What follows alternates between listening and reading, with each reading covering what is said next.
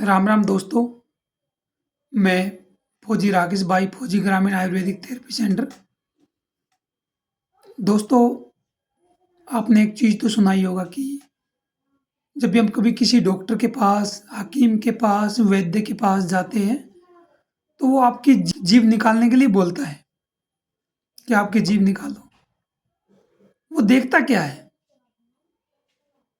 जीभ के कलर को देखता है, जीभ के कालेपन को देखता है, जीभ के रूखेपन को देखता है, जीभ से पानी आता है उसको देखता है, जीभ कटी-फटी है उसको देखता है, या जीभ लाल है उसको देखता है। क्या देखता है? कभी इसके बारे में सोचा है आपने? तो एलोपैथी का तो मेरे को पता नहीं वो क्या देखते हैं।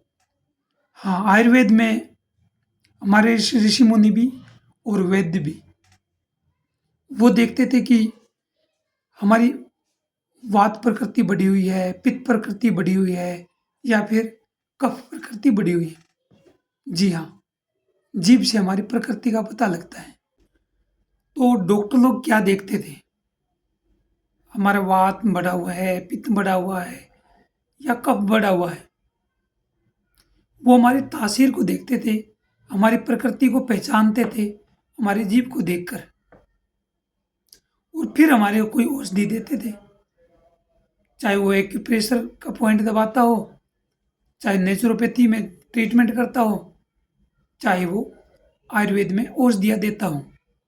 तो इसके आधार पर वो जाँच करते थे कि कौन-सी बीमारी है, शरीर में गर्मी बढ़ी हुई है या और कुछ बीमारी बढ़ी हुई है। तो आज मैं ठीक वही आपको बताऊँगा कि आप जीभ को देखकर कैसे अंदाज़ा लगा सकते हैं कि कौन-सा रोग है।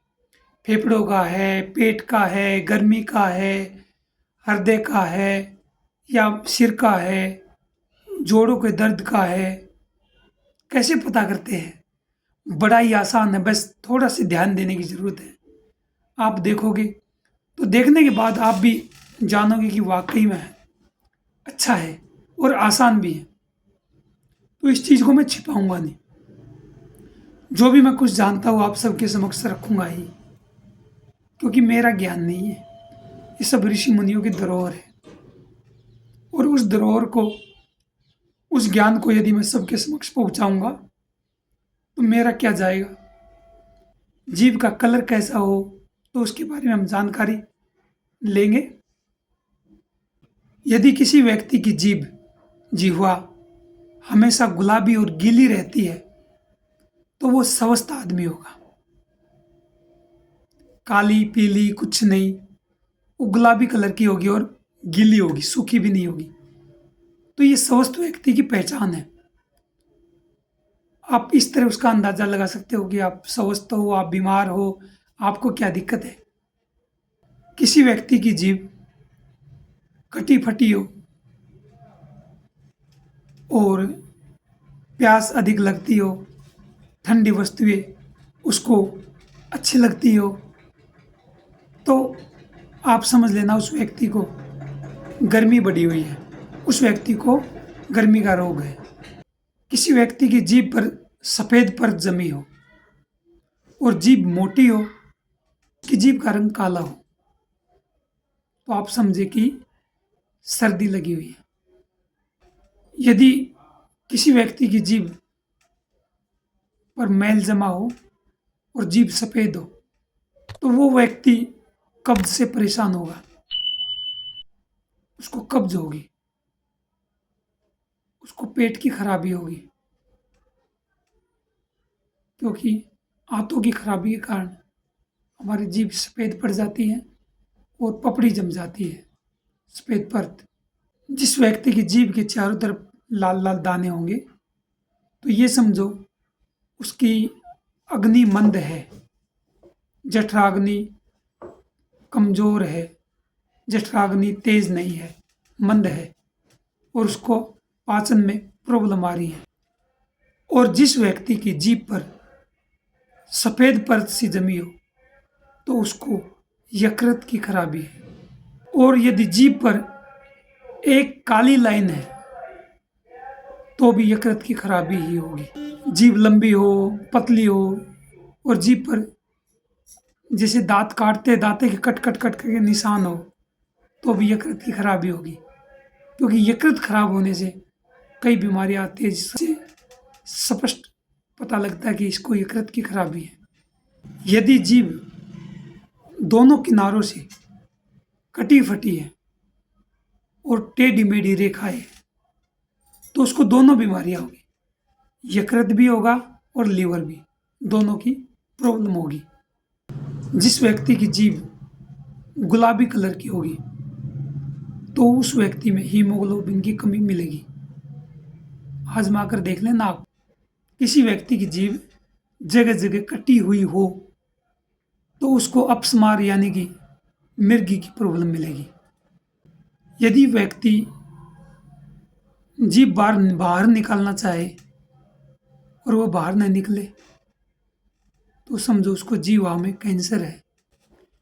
और जीभ पर सफ़ेद सफ़ेद दाने हो और जीभ पर ही काला कालापन महसूस हो, तो उस व्यक्ति को कैंसर पक्का मिलेगा। क्योंकि कैंसर के रोगियों पर ऐसा देखने को मिलता है। जिस व्यक्ति की जीभ पर चमक दिखाई दे, तो वो व्यक्ति बहुमूत्रता का रोगी होगा या प्रमेह का रोगी होगा, बार बार पेशाब की आदत होगी। जिस व्यक्ति की जीभ बार बार खुश्की महसूस करे और बार बार सूखे, तो वो व्यक्ति निमोनिया के रोगी से ग्रसित होगा।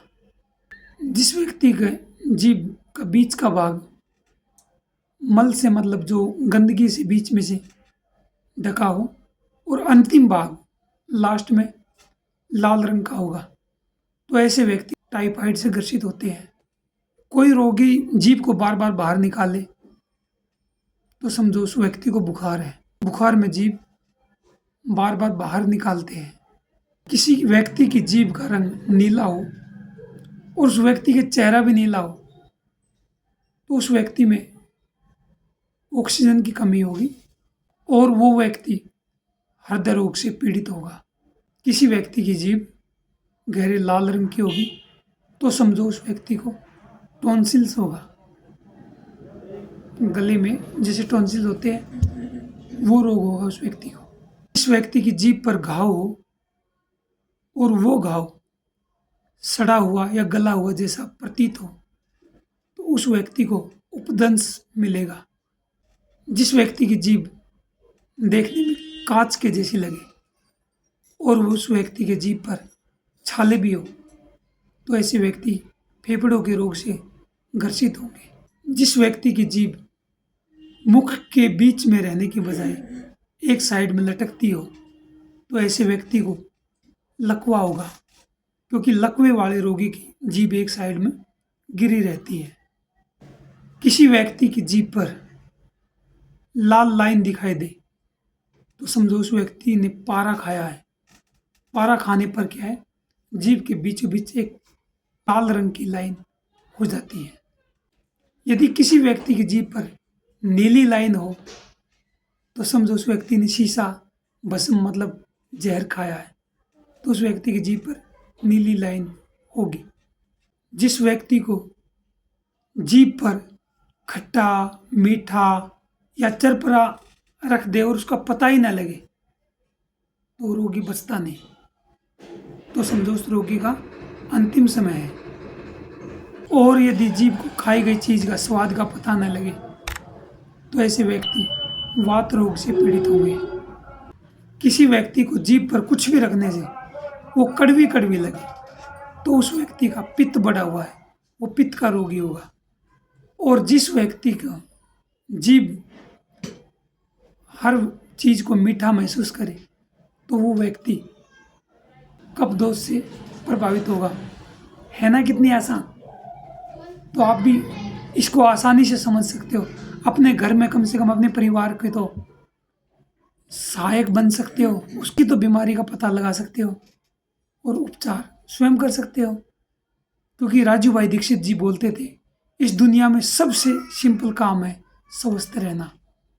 पैसा भी ज़्यादा नहीं लगता और सामान्य खाना भी पड़ता है, बार बार खाना भी नहीं पड़ता, और स्वस्थ रहना सबसे आसान बताया राजू भाई ने। किसी व्यक्ति की जीभ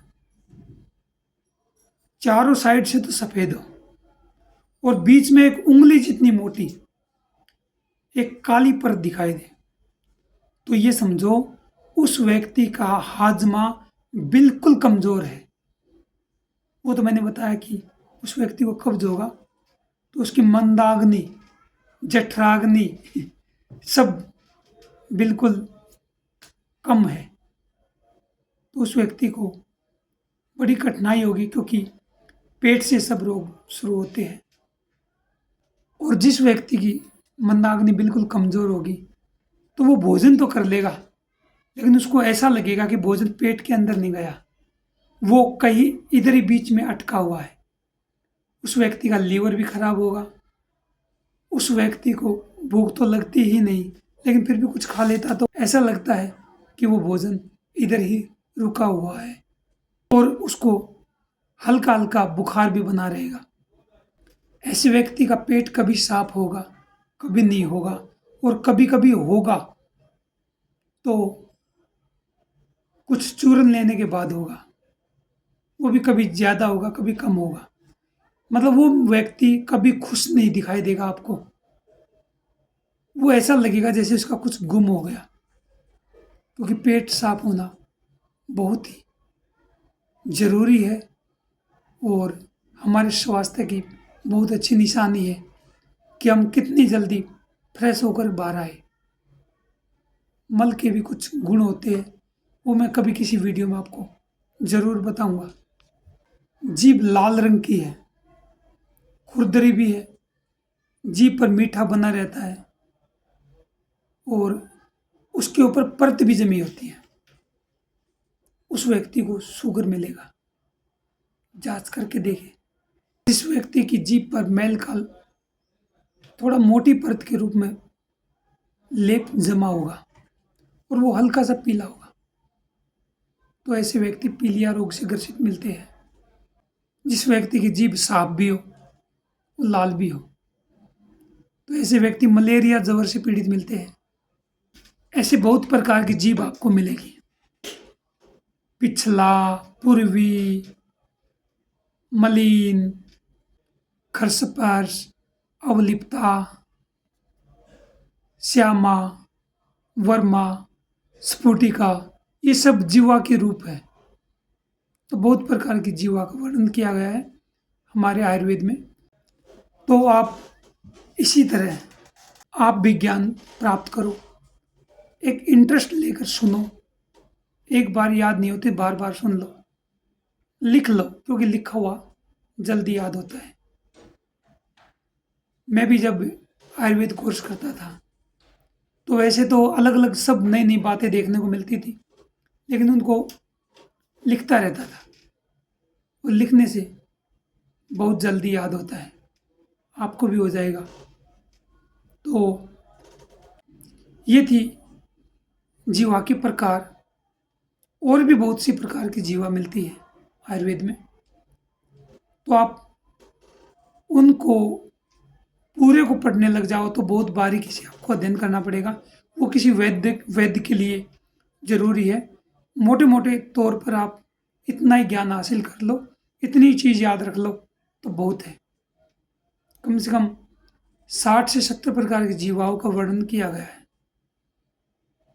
तो उम्मीद करता हूँ कि ये जानकारी आपको अच्छी लगी होगी, और आप कमेंट्स में कुछ भी पूछ सकते हो कि आपको किस चीज़ की जानकारी चाहिए। मैं सरल रूप में आप सबको बताऊंगा, चाहे वो कोई बीमारी हो, चाहे वैसे कोई आयुर्वेद के बारे में, कुछ जड़ी बूटियों के बारे में जानकारी प्राप्त करनी है तो भी मैं आपको बताऊंगा।